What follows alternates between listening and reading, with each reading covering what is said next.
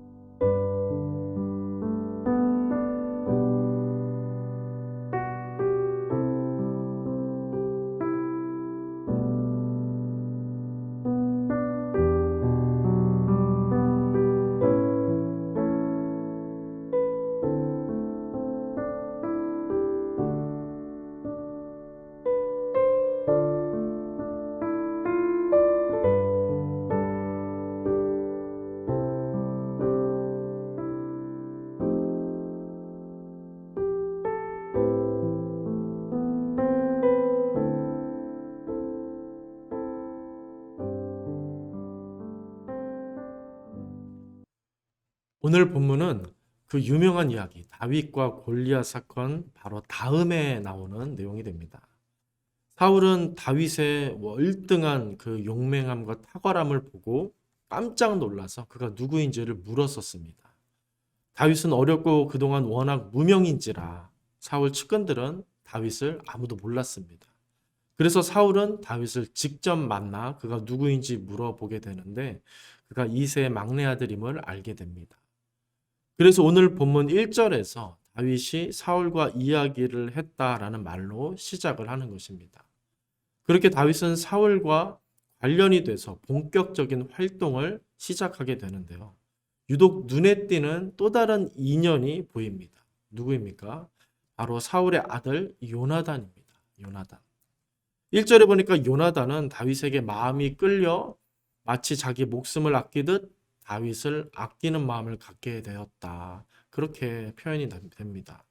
이 부분을 개역개정 성경으로 보면은 아주 시적으로 번역을 한 장면을 보게 되는데요. 이렇게 번역이 되어 있습니다. 요나단의 마음이 다윗의 마음과 하나가 되어 요나단이 그를 자기 생명같이 사랑하니라. 요나단의 마음이 다윗의 마음과 하나가 되어 요나단이 그를 자기 생명같이 사랑하니라. 이렇게 번역을 했습니다. 그리고 다윗과 사울의 관계가 계속될수록 그 관계는 어떻게 됩니까? 이 사울과 다윗의 관계는 시간이 갈수록 점점 멀어지게 되는데 이 사울의 아들 요나단과의 관계는 점점 더 깊어져만 가고 가까워지고 있음을 우리는 계속해서 보게 됩니다.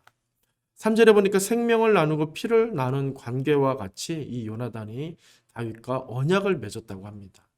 또 4절에 보니까 자기의 겉옷과 칼, 활, 허리띠까지 모두 다윗에게 주었다는 겁니다. 이후에 나오는 내용도 계속 보면은 사울과 다윗과 요나단 이 세 사람의 구도가 어떻게 나오냐면 사울만 다른 길로 자꾸 가는 그런 모습을 보이고요.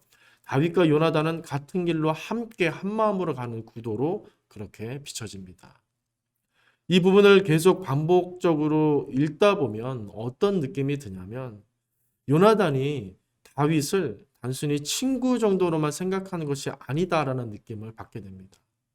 그럼 어떻게 생각하는 거냐면 마치 이 요나단이 다윗을 주군으로 왕으로 생각하고 모시듯 그렇게 다윗을 생각하고 있음을 느끼게 됩니다.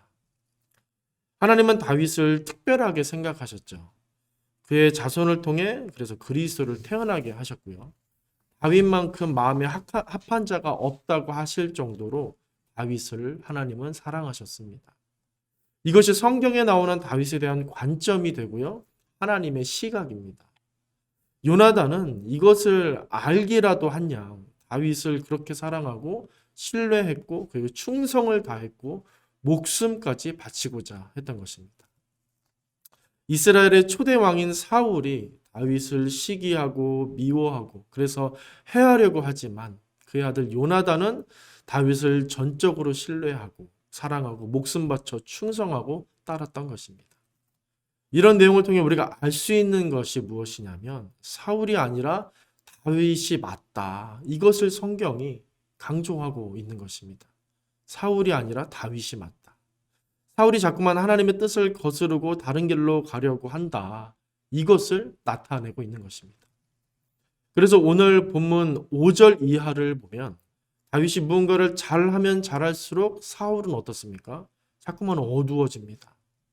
그래서 사울은 불안해하고 자기 왕권까지 빼앗을 자로 이 다윗을 여기면서 이유 없이 그를 시기하고 의심하는 눈총으로 그를 바라보며 미워하기 시작하는 것입니다.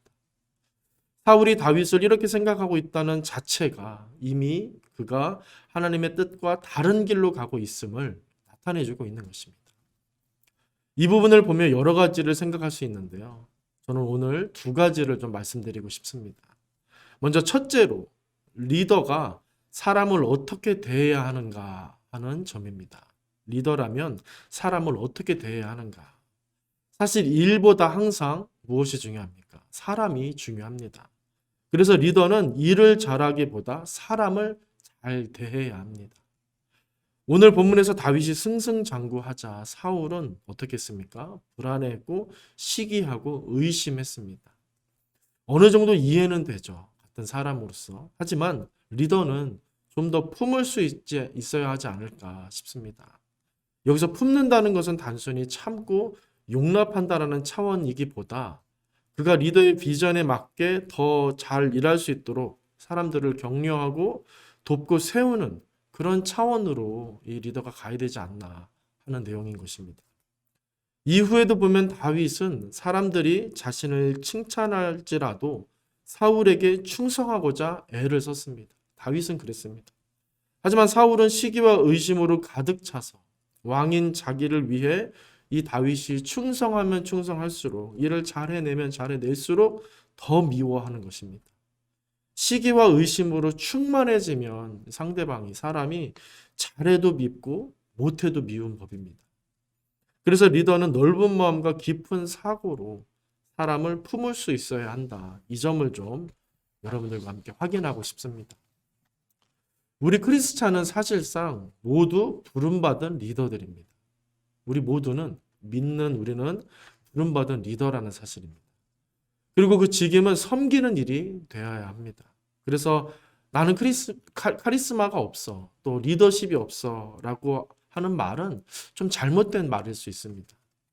성경을 믿고 하나님을 사랑하는 사람은 모두가 리더의 자질이 있으며 그 직임이 있는 것입니다. 그래서 우리 믿는 사람은 시기와 의심을 경계할 수 있어야 합니다. 이것은 사단의 전략이기 때문입니다. 사람을 계속 왜곡시켜 보게 하는 사단의 특별한 전략입니다. 나의 영광과 나의 이익을 위해 사람을 보면 계속 시기하고 의심하게 될 것입니다.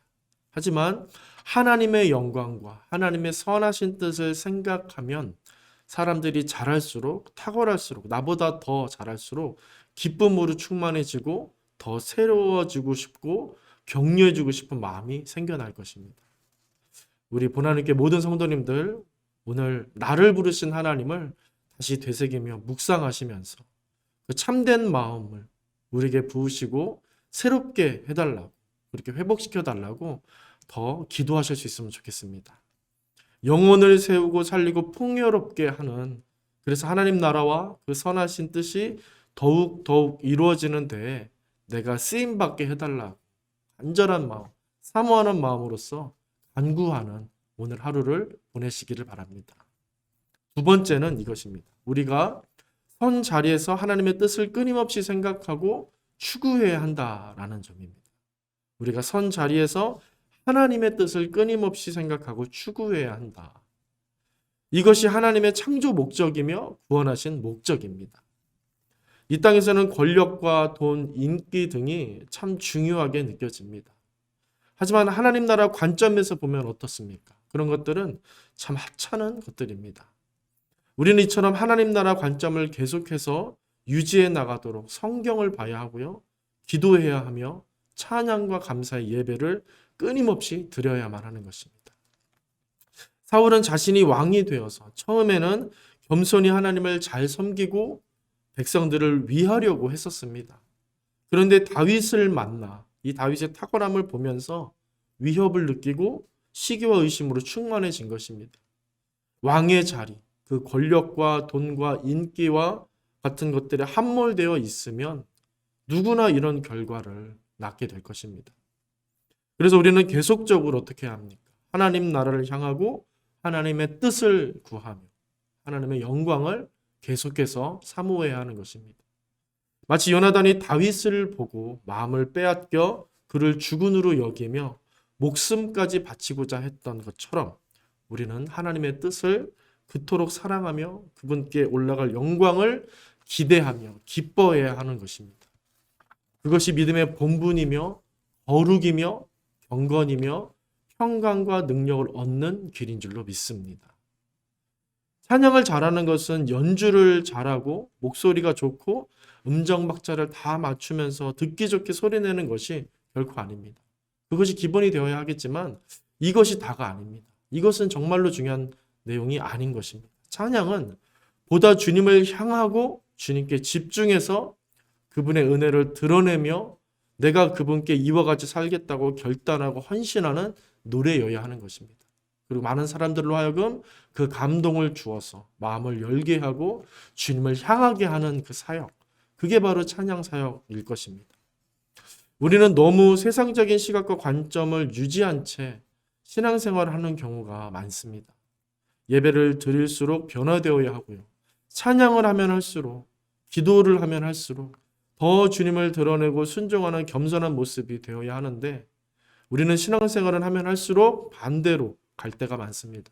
점점 더 나를 드러내려고 하고 나의 겉모습을 기뻐하고 들려지고 보여지는 것들에 이와 같이 점점 더 신경을 쓰고 여기에 치중하는 경우가 우리에게 사실 많이 있어 보입니다.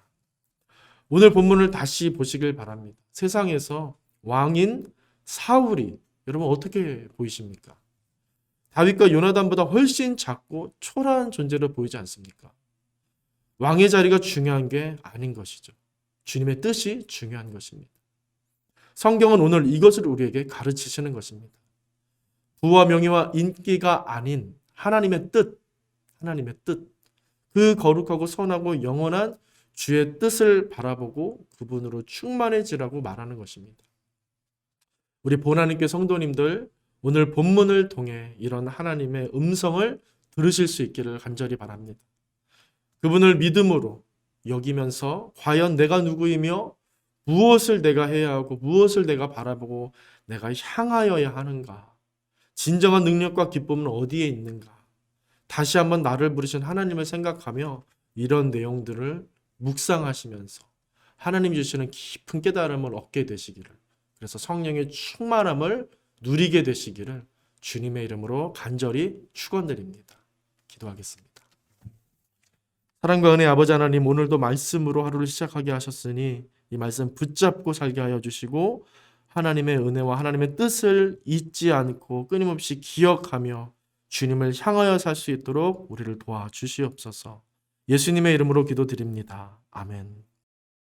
하늘에 계신 우리 아버지, 아버지의 이름을 거룩하게 하시며 아버지의 나라가 오게 하시며 아버지의 뜻이 하늘에서와 같이 땅에서도 이루어지게 하소서. 오늘 우리에게 일용할 양식을 주시고 우리가 우리에게 잘못한 사람을 용서하여 준 것 같이 우리 죄를 용서하여 주시고 우리를 시험에 빠지지 않게 하시고 악에서 구하소서. 나라와 권능과 영광이 영원히 아버지의 것입니다. 아멘.